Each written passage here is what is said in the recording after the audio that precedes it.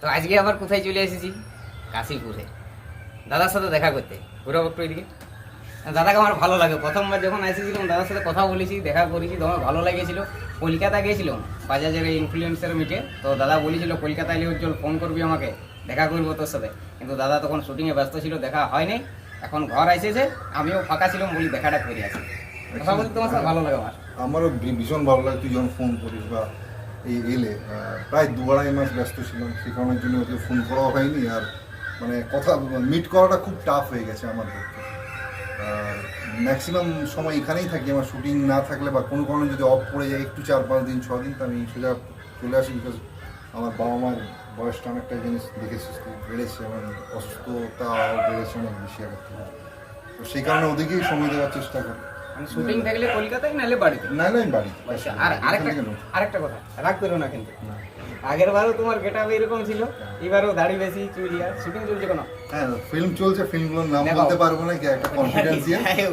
সিরিয়ালটা বলতে পারি, ওই চিরদিনই তুই যে আমার বলে একটা সিরিয়াল। আচ্ছা দেখো, আমি বলছি তোমরা ভাবো যে ভালো আছে, এই আছে সেই আছে, কিন্তু দেখো সব জায়গাতেই অসুবিধা আছে। ফিল্ম স্টার হয়ে গেছে, কিন্তু ওই দেখো গেটআপ চেঞ্জ করতে পারবো না। যদি মন চাই যে দাড়িটা একটু ঘরে এসেছি, দাড়িটা একটু এর আগে যে ফিল্মটা আমি লাস্ট করছিলাম লার্জ স্কেল একটা ছবি, তো সেটার জন্য আমার দাড়িটা অনেক বাড়ানো ছিল, চুলও খুব বড় হয়ে গেছে। আগের বারে অনেক ছিল, আরো বেড়ে গেছিল ওটার জন্য। এবারে কিছুটা ট্রিম করে করে ছোট করে। না তোমার আমি তোমার ছবিগুলো দেখেছি তো, যেগুলো দাড়ি টাড়ি কাটা, ও যা লাগে না হ্যান্ডসাম পুরা, সেই তোমার বডিটা তো সেই আছে, দারুণ লাগে হ্যান্ডসাম। কিন্তু সেই লুকে আমি সামনের থেকে দেখতে পাইনি কোনোদিন।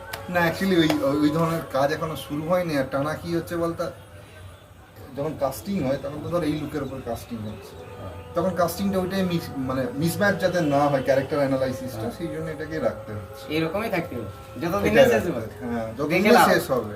তোমরাও দেখে নাও, সব জায়গাতেই জ্বালা আছে সেই কারণে। হ্যাঁ নাহলে তো তোর ধর ইয়ে হয়ে যাবে না, যদি আমি দাড়ি ছোট করে দিই সেটা এডিটে তো গন্ডগোল হয়ে যাবে, বা ক্যারেক্টারাইজেশনে চেঞ্জ হবে অনেক বেশি। তো সেই কারণের জন্যই হয়ে ওঠে না, মানে সেই ক্যারেক্টারের শুটিংটা যতদিন না শেষ হচ্ছে হ্যাঁ সেই গল্পটা যতদিন না শেষ হচ্ছে সেই ক্ষেত্রে। সিরিয়াল হলে তো ভিডিওটা লং হয়ে যাচ্ছে। জাস্ট দাদার সাথে দেখা করতে এসেছি, একটা স্মৃতি হিসাবে ভাবলাম রিলস করে রাখবো, তবে একটু বড় হয়ে গেল, এটা ভিডিও হয়ে গেল। যাই হোক, ভিডিওটা এখানে শেষ করে দিলাম। সকলে ভালো থাকবেন, সুস্থ থাকবেন, হাসি খুশি থাকবেন।